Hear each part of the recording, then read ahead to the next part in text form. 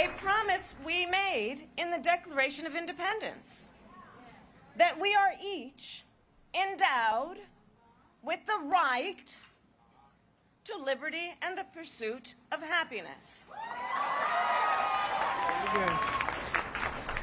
Be clear, these rights were not bestowed upon us. They belong to us as Americans. To watch the most pro-abortion politician in American political history, the alleged Vice President of the United States, KAMALA Harris, begin to quote the Declaration of Independence in regards to the abortion issue, and then to watch her pause and go, the right to... like, oh, you got a frog in your throat there, Kamala? What's going on? Because she recognizes in that moment, oh, shoot. If I say that we're all endowed with the right to life, every mainstream conservative media outlet is immediately going to expose my absolute degeneracy and hypocrisy and naked political power grab in being pro-abortion. While I admit that, yeah, all humans have a right to life, but not the ones that get in the way of me having orgasms without responsibility. Kamala Harris knows, like the entire abortion industrial complex knows, that the preborn child is in fact a human being, that it is life. I mean, it's not dead. The baby's developing herself.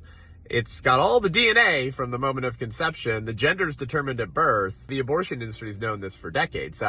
There's this 1970 op-ed in the pro-abortion medical journal, California Medicine. You can go Google this. You can find that. You can actually find this article. California Medicine, a medical journal that favors abortion, from 1970. So 3 years before Roe v. Wade.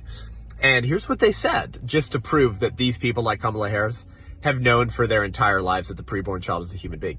And they said, since the old ethic has not yet been fully displaced.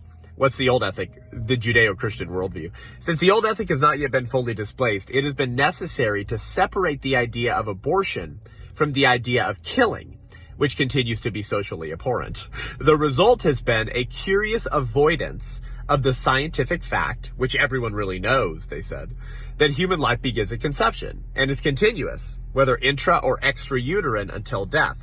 The very considerable semantic gymnastics that are required to rationalize abortion as anything but taking a human life would be ludicrous if they were not often put forth under socially impeccable auspices.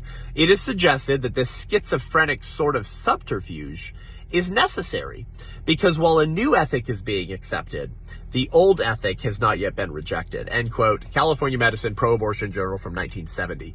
What are they saying? The whole point is to displace the Judeo-Christian worldview with the religion of humanism. That's the new ethic, right? But because a lot of people still favor the old ethic that placed human dignity and rights in our shared human nature, which we had from the moment we were human, i.e. the moment of conception, then we need to resort to semantic gymnastics and try to separate in the mind of the public the idea of abortion from the idea of killing. We hold these truths to be self-evident. That means axiomatic. That means duh. It means we all know it.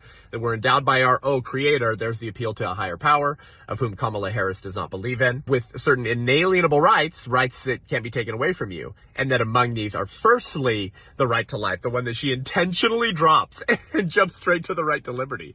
Of course, your liberty ends where my nose begins, right? Your liberty ends where the rights of another human being begins, namely the right to life. Archive this one, pin this one, go back and watch this one, share it with your friends. This demon, otherwise known as Kamala Harris, knows fully well that the unborn child is a human being.